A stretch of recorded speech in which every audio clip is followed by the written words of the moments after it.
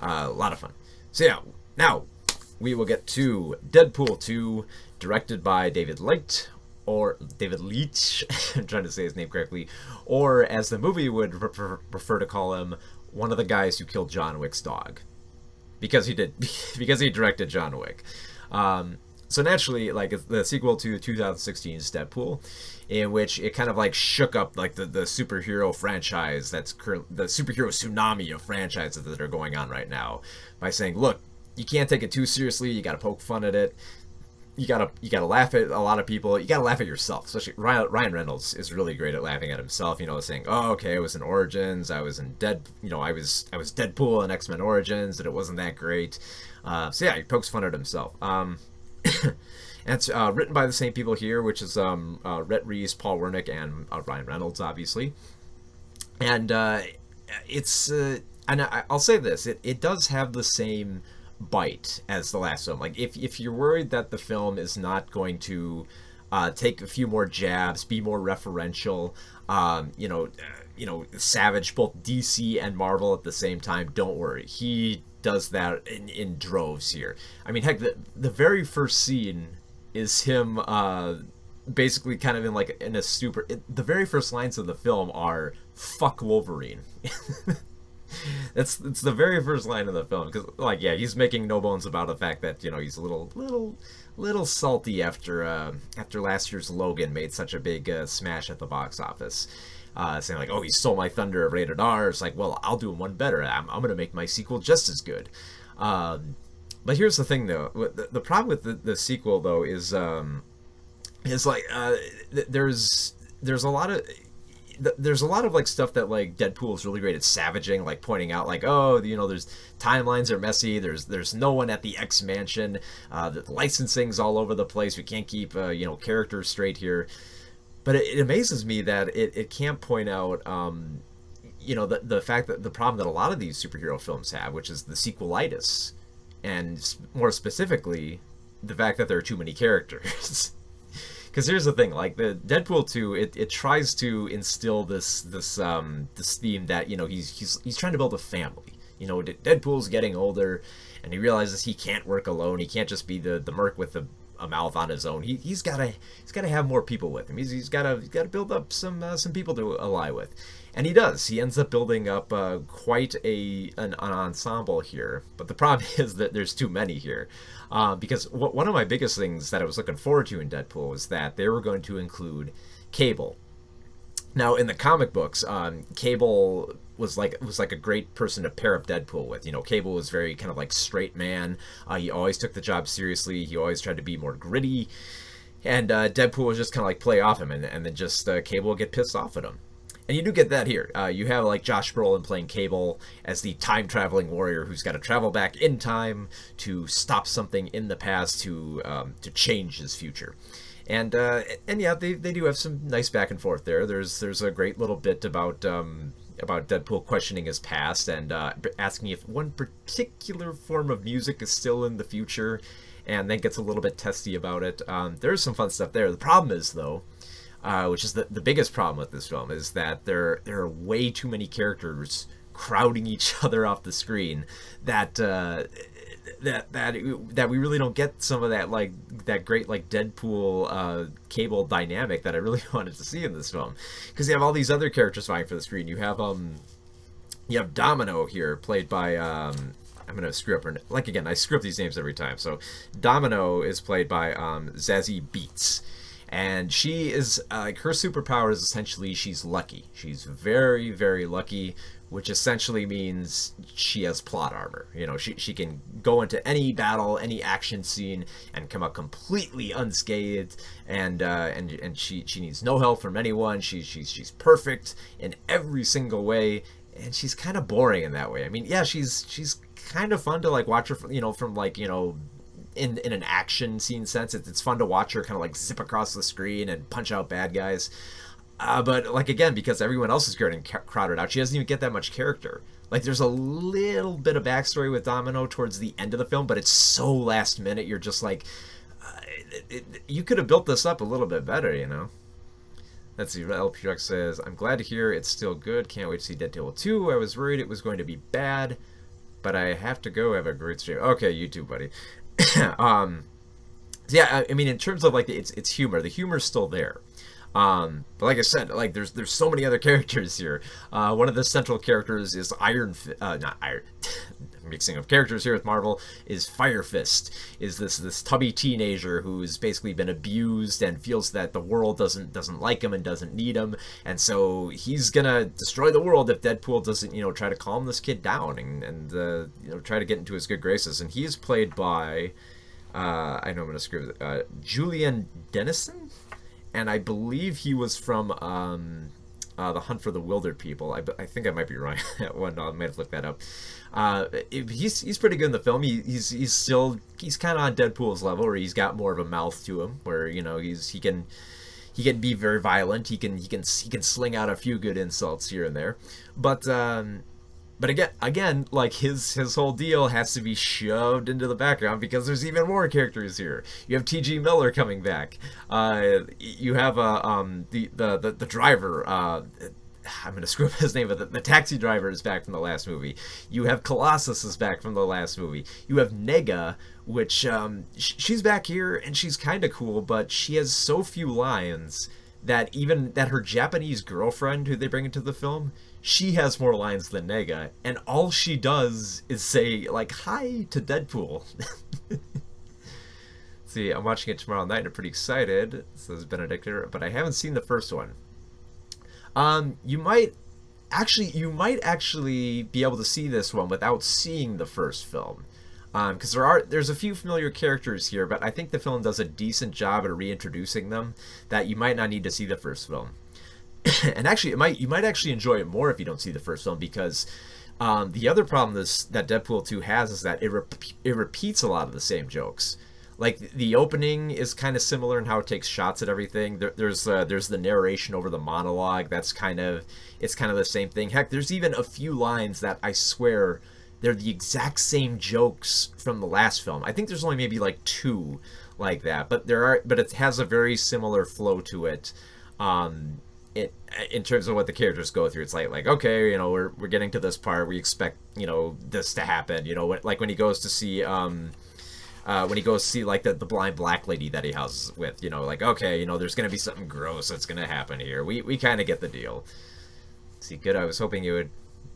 For a standalone, yeah, it works in that regard. It works on the standalone in the sense that if you're a little bit up on your Marvel knowledge, because one of the jokes that he does here is that when he goes to the X-Men mansion, he says like wow, how come it's just Colossus and Nega here? There's no other mutants around. Aren't there any other mutants around? And there's a cameo by one or two. I won't say which one, but there is some cameo there. So there's a little bit of variation there. There's a little bit of variation in some of the jokes here. And there is one big cameo by a particular X-Men. I won't spoil it though. But there's just so much going on in this plot. Like you have Cable trying to come back in time for a reason. You have Deadpool's girlfriend wanting to to settle down a little bit more, maybe have a kid. You have you have like the taxi driver that Deadpool aligns with, that he wants to. He wants to get on the action too, so he's got to be trained, and that's to say nothing of the time that Deadpool starts trying to form the X-Force, where he tries to get his own band of mutants together. It's and again, like, there's a lot more characters they force in there, but I will say I think they use them just well enough for like that X-Force stuff. And the film does take shots. If you're worried that it's not going to be violent, it opens with lots of bloody scenes of him cutting up limbs and stuff like that. There's a few gory moments. There's quite a bit of violence here. There's even one moment where like Colossus is fighting one other particular mutant, and Deadpool's saying like, "Ooh, one CGI fight coming up." So yeah, very self-aware of itself.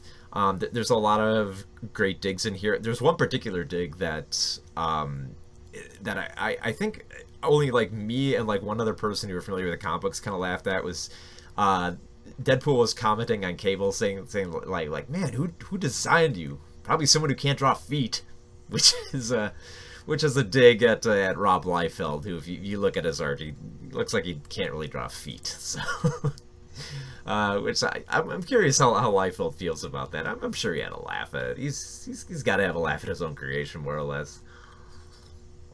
So yeah, if you are expecting it to kind of have like that kind of crossover with the Marvel Universe, he does make a lot of comments on everything. You know, he points out, you know, he points out different movies, he points out confusing timelines, he points out, what was the other thing? Yeah, he points out, you know, obviously like Josh Brolin has played Thanos. You know, it's like, oh, isn't that a little weird?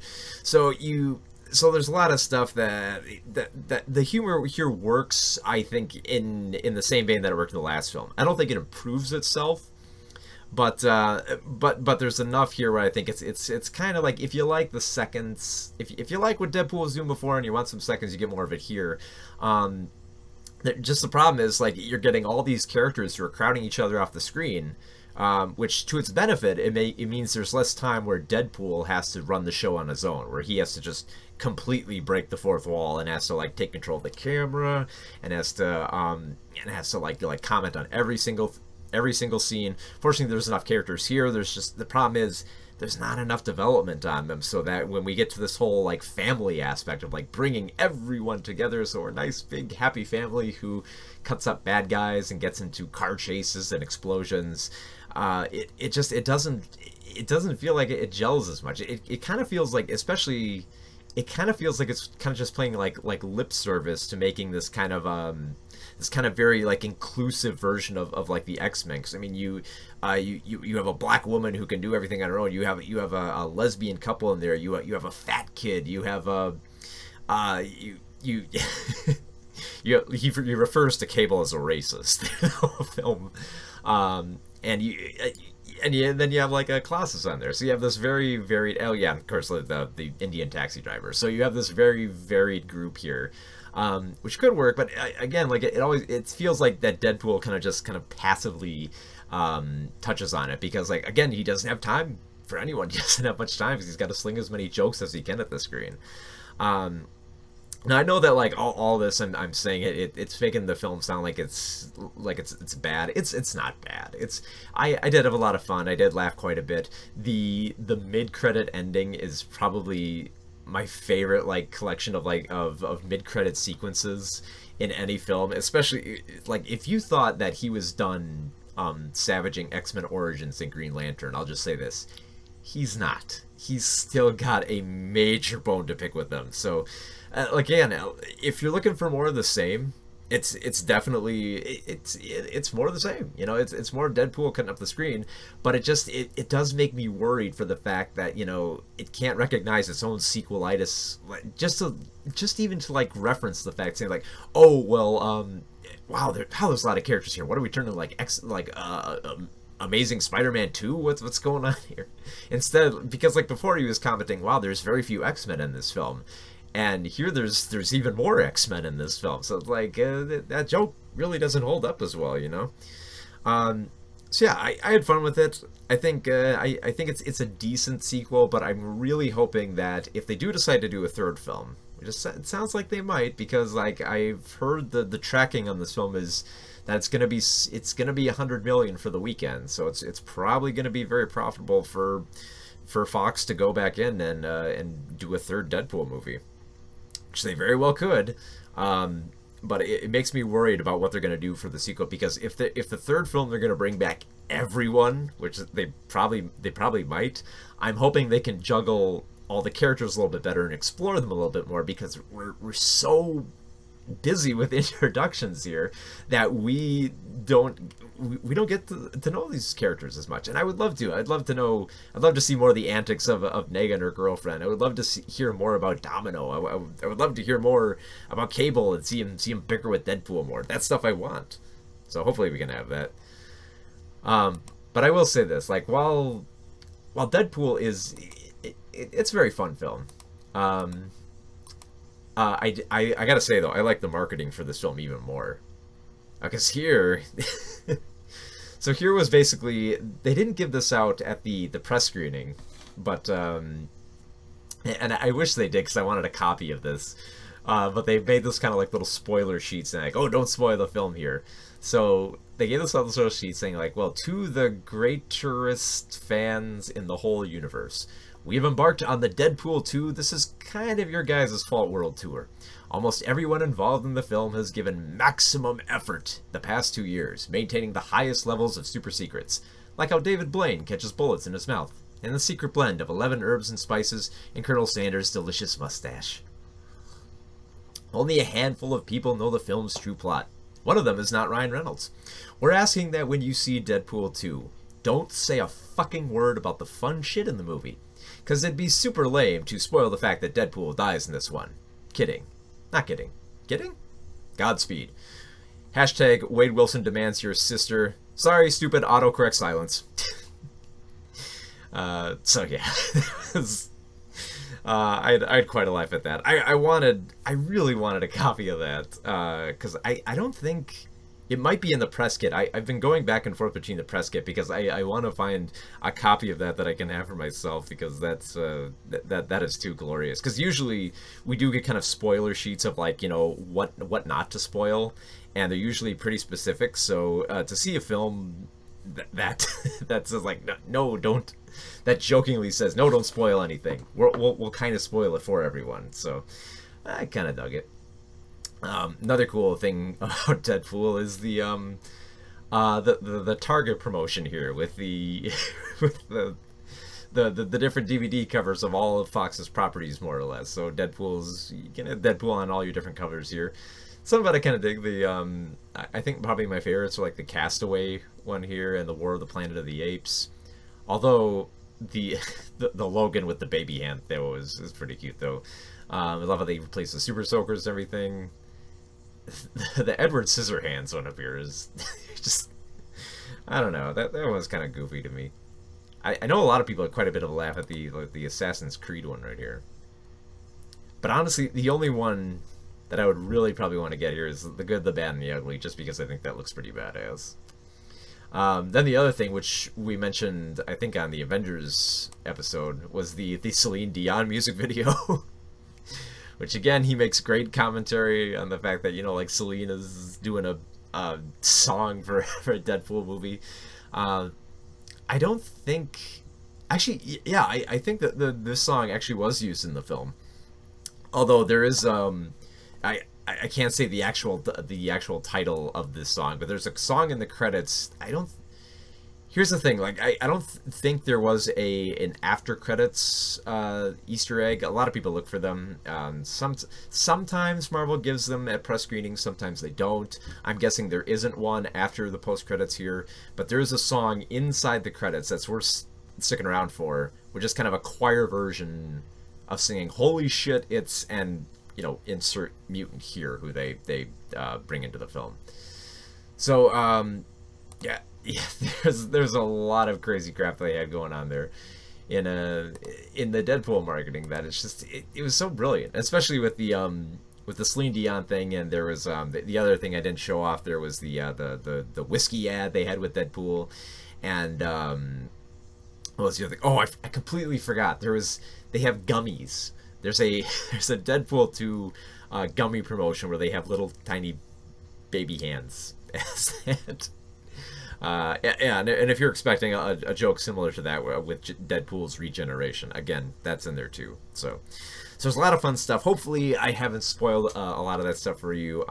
If you want, you go to movieswithmark.com and you can and moviespoon.com, and you can read my Deadpool review there, which is spoiler free, in case you're a little bit curious. So like, on a scale of 1 to 5, it's 3.5 out of 5. You know, it's a solid sequel.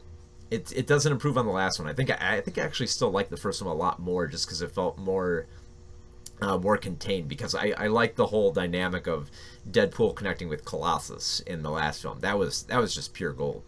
And Colossus and Nega, both of them. And here, there's a little bit more of that Colossus. But again, like he really has to fight for this here and there. So that's the deal with Deadpool. Oh, by one of the guys who killed John Wick's dog.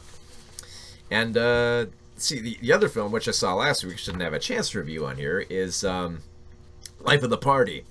written and co-written and directed by Ben Falcone, who is Melissa McCarthy's wife, and Melissa McCarthy co-wrote it as well. Now, this was a film built for, it was perfectly timed for Mother's Day. You know, most moms really dig Melissa McCarthy, especially Ben Falcone's films, like stuff like Tammy and The Boss. And I was really fearing going into this film because both Tammy and The Boss were just such terrible films, and it's not really McCarthy's fault. Like, Melissa McCarthy can be really funny in certain films. She's hilarious in Bridesmaids. She's hilarious in Spy. So if she's handed the right script, she can do great work. But that's the problem with like Tammy and The Boss. And if you want to go to another film, there's Identity Thief, which has the same problem, which is they make her character so insufferable and such a nasty evil character. And here with Life of the Party, it seems like Ben Falcone has kind of changed his ways. He's decided like, oh, well, I'll write a film where Melissa McCarthy is actually a character that you want to root for, that you want to like, that you want to see her make jokes and be funny. And she is. She's a lot of great. She's pretty good in this film. So for those who haven't seen the trailer for this, Melissa McCarthy plays this kind of mom who's watching her daughter go off to college, and she's got like a kind of like a pensive husband played by Matt Walsh. And she's like, oh, I'm just so happy that everyone's so happy. My life is so great. Except the moment that she leaves college, her husband says, oh, I want a divorce because I'm cheating on you. And she's just like, she's crestfallen by this. She's like, what did I do? What did I do to deserve this? But nope. After a little bit of destroying his stuff, she picks herself up and she says, you know what? I'm going back to college. I'm going to finish that degree that I never finished. And naturally, of course, by comedy law, she has to go to the same college as her daughter. Now in a lesser film, this would be the point where, you know, it's just hijinks abound. It's like, oh, I'm going to embarrass my kid. Oh, I'm going to be the old lady on campus. Or, oh, I'm going to help the nerds, you know, become popular. But thankfully, the film avoids most of this. Because for one, it establishes the fact that, you know, Melissa McCarthy's character she's very well-meaning. You know, she doesn't try to be insulting. She tries to have a good nature. She's like the classic mom, you know, with like the curls and the big glasses and the sweaters that are bedazzled, which is the greatest thing because Ryosh dude just did a 3-bit cheer. Thanks, Ryosh dude. Thanks for the Nolan slam there. So where was I? I got blown out by Inception. So yeah, it avoids most of like that because she's a good-willed character that when she stops by a fraternity of girls, she offers them donuts and offers to make them lasagna, and the girls take to her quite well because, I mean, heck, if you were in college and someone else's mom showed up to give you donuts and lasagna, like, would you be sniping at her? Would you be making fun of her for being old? Hell no. I'd invite her in. You know, come back in. Give me more donuts. Make more lasagna. And even I keep saying Melissa McCarthy. I'll say her name, which is Deanna. But she wants to get college nicknames, so I think she's called either Dee or D-Rock throughout the film. I don't know. It's kind of a decent bit, but she. You'd think that like Deanna's daughter would be horrified, and she is at first because, you know, her mom comes in and makes a little annoying, embarrassing jab at her. But eventually she kind of warms up because she realizes, okay, my mom just went through a divorce. I got to be a little bit understanding here, so, you know, I'll bear with it. You know, she is bringing us donuts and lasagna, and naturally, like, the fraternity girls that she's housing with, they're all weird. You know, there's one that won't come out of their room. There's one that asks for permission to speak. There's one that has an odd obsession with like cutting people's hair in order to get back at them, kind of psycho-ish. Now, in a lesser film, this would be like Revenge of the Nerds, saying like, oh, you gotta best like the popular girls. And there are, to be fair, yeah, there are those stereotypical sniping girls in here who say like, oh, you wear that though, what's wrong with you? And it's like, okay, that's kind of a tired bit. I mean, I understand they're kind of like cartoonish characters here. but I could do without them. And thankfully, the movie doesn't have much of a need for them because it's too busy trying to help. It's too busy with Deanna trying to make her way through school, and the rest of the girls trying to deal with their studies. I mean, there's enough crazy crap going on in college that you don't need that kind of like simple plot there. That being said, the comedy does kind of go down a little bit of a predictable route here, where everything has to come together at the end with a party, like they have to have a fundraiser, and Christina Aguilera just kind of shows up inexplicably at the last minute. They've never mentioned Christina Aguilera until the very last third act, just so we can have her in that little musical sequence here. But what really works for the film is that you have a lot of comedic talent here that is surprisingly good. There's a lot of comedic actors here who are really giving their all into these performances that actually lifted the movie up for me. Maya Rudolph, who is usually a comedic actor that's kind of like subdued in recent years. Like it feels like she's lost that spark. Here she's the fire. Like she's trying to like outshine Melissa McCarthy in terms of jokes and volumes in any scene that she's in. Like and especially like there's a lot of scenes where she's pretty much like the audience at some points making commentary.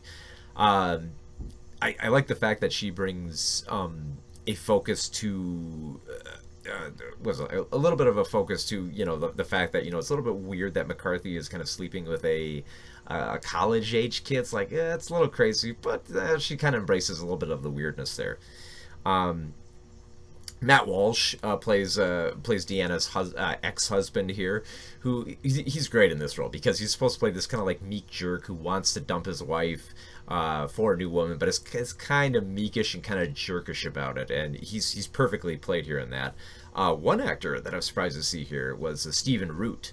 And Stephen Root, he's getting up there in age, man, but like most of the roles you see him in, he's kind of more, again, like he's kind of more docile in a lot of his roles.